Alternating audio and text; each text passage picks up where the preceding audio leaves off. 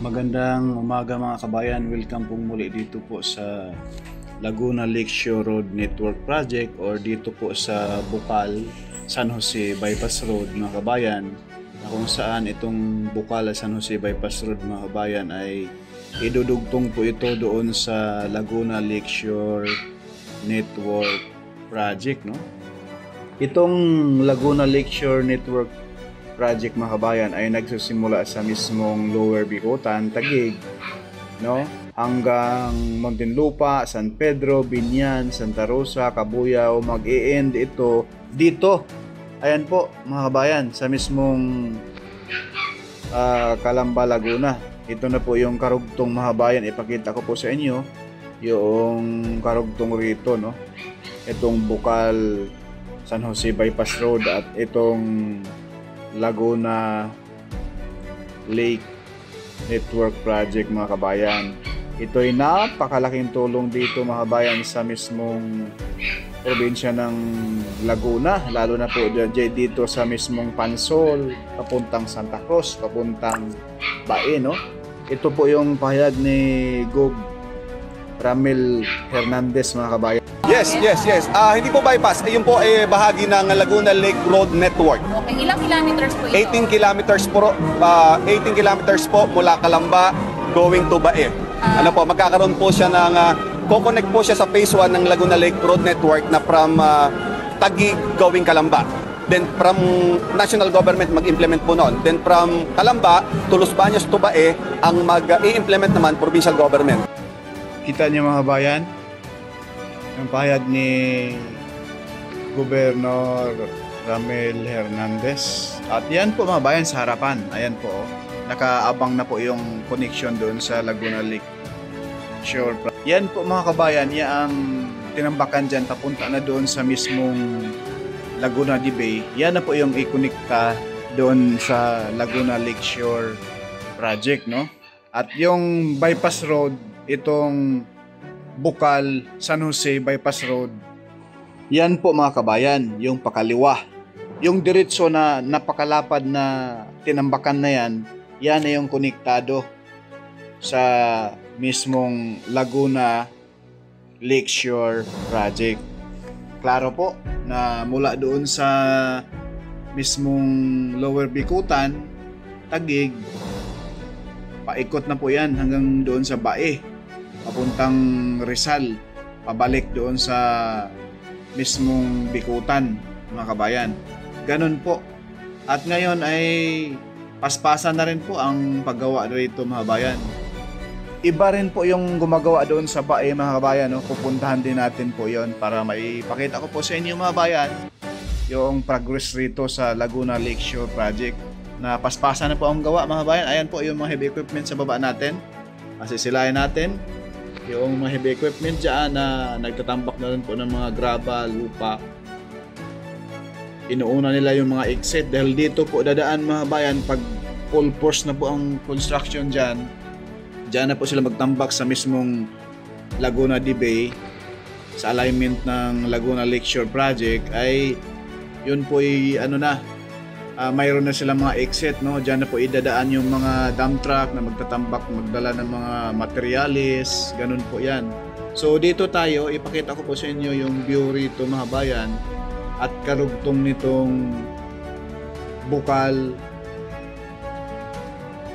San Jose Bypass Road.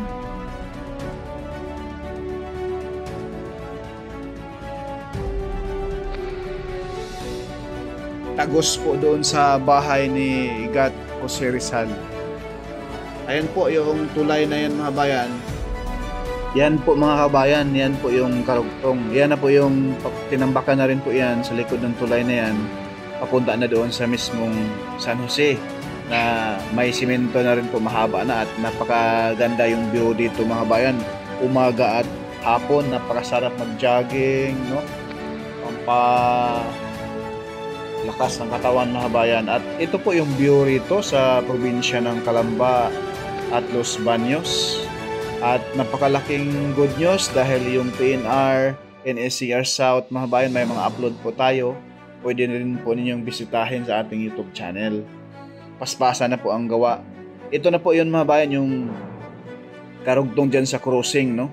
May crossing dyan, yung may fast food dyan sa kanto. Dyan sa baba ng Araw, intersection yan. Yung pakanan, papuntang Calamba, Manila. Yung galing sa bundok na kalsada, galing po yan ng Santo Tomas. At yung kaliwa, papansol na po yan, papuntang Bae, Santa Cruz, Paite, Laguna. Ayan po, ipakita ko po siya. Ayan na po yung portion na yan. Yan na po yung Pansol area, mga kabayan. At yung bundok na yan, alam na natin. Yan po yung Mount Makiling na talaga namang napakaganda.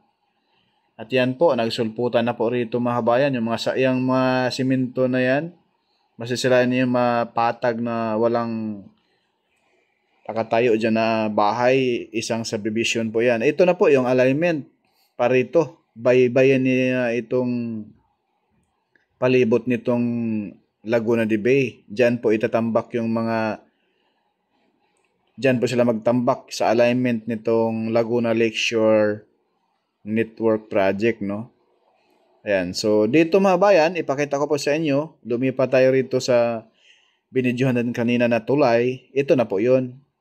Yung pakaliwa, tagos na po yun doon sa Barangay San Jose. At Calamba Biwok.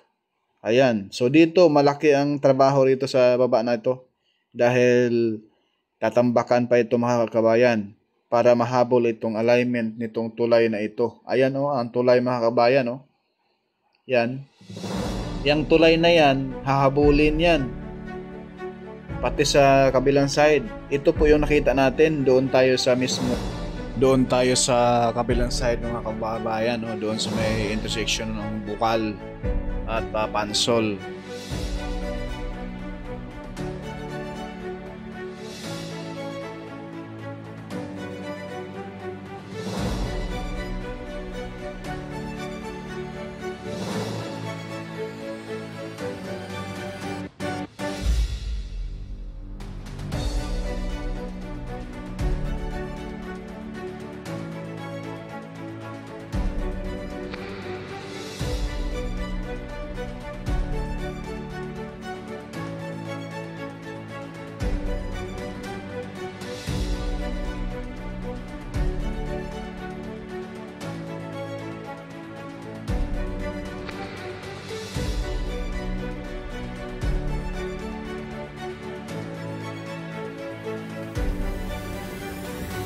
Ito po yung project ni Butihing Gob Ramil Hernandez, Laguna Regional Hospital sa Bay, Laguna mga kabayan, no?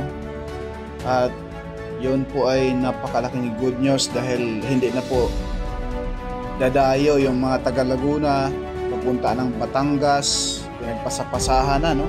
Pag may mga pasyente, wala tayong pagamutan dito sa Laguna na medyo malaki mga kabayan at mas maganda, no? At maraming pasyente na